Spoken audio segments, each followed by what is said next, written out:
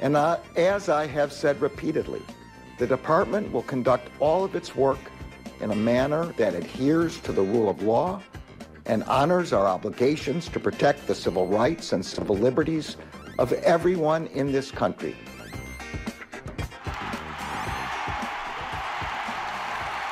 I'm feeling so #justice is coming. That's what I'm feeling. You know what's weird, though? That's not what Fox News told me, Chris. What is it that I think we have a little montage, don't we? Oh, it was an insurrection. So how many of the participants in that insurrection have been charged with insurrecting, with sedition, with treason? 0. But you know what? No one has been charged with sedition. No one has been charged with sedition or insurrection. Most have been hit with charges like parading. Who knew that was a crime? Do you know how many people have been charged with inciting insurrection or sedition or treason or domestic terrorism as a result of anything? 0. Has anybody been charged with sedition? Nobody. Has anybody been charged with treason? Nobody. So why do they keep calling it an insurrection? How many times do words like insurrection, sedition, or treason appear in Biden's own DOJ indictments against the January 6 rioters? The answer, 0. They're so wrong. That's so weird that Fox News would report something. Be untrue? Turned out to be so untrue. I wonder if anyone has any thoughts on it. Thank God former U.S. Attorney Glenn Kirschner is here. Get me Glenn Kirschner! Oh, hi. Hi, Mr. Justice Matters. Good morning. Good morning, Steph. It's a good day, right, on the justice front?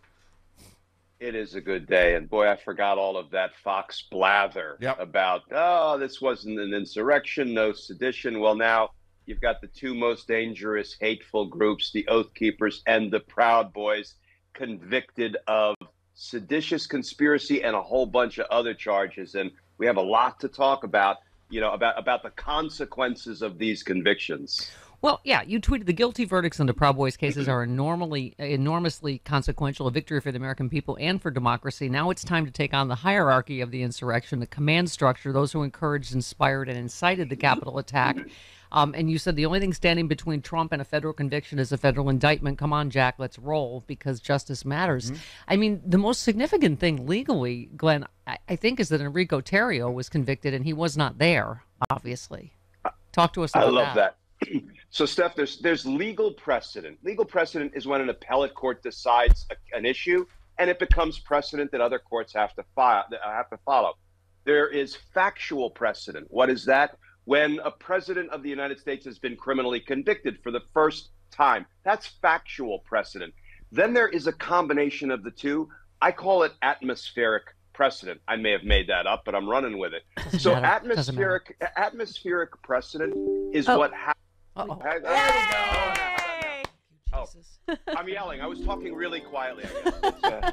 Sorry. Let's reset. Okay. Why this is important significantly or legally. Atmospherically. Yes, because Enrico Tarrio was not there, much like Donald Trump. So exactly. So you think about this. Enrique Tarrio was just convicted of a whole bunch of crimes that were committed at the Capitol on January 6th. He was nowhere near the Capitol. He was outside the District of Columbia. So now we know that there is atmospheric precedent to go after people for the insurrection who weren't even there. You know who else wasn't there, Steph? Steve Bannon, Roger Stone, Mike Flynn, Rudy Giuliani, Mark Meadows, John Eastman, Donald Trump. So you know what, Merrick Garland, let's give DOJ its props. I was glad to see him step out and congratulate his prosecutors and tell the American people we're a little bit safer today, courtesy of these convictions. Now, you've done the boots of the insurrection.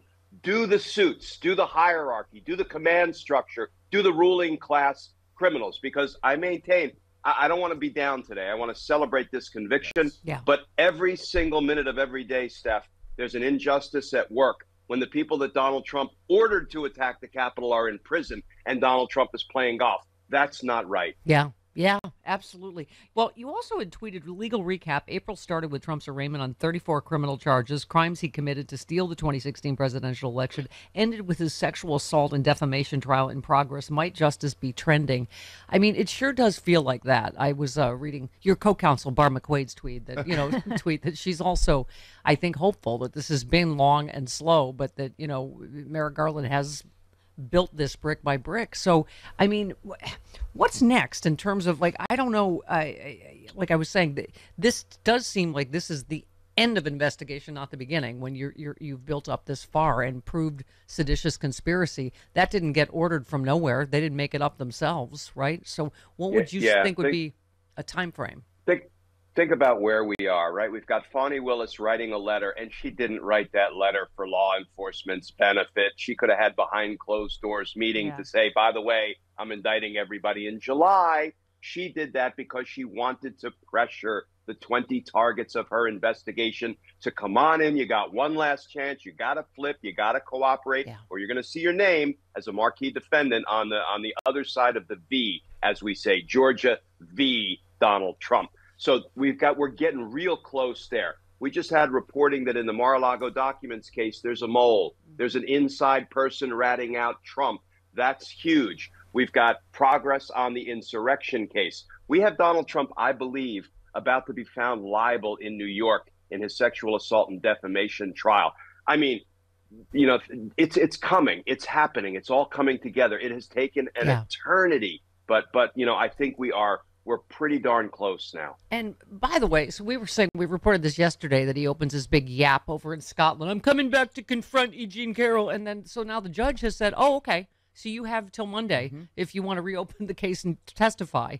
I mean, but it sounds like from, you know, what Taco Pina said, he's not going to do that. He's already said he's not going to testify. What do you make of that? Just more of him trying to talk, I guess, talk tough? I don't know.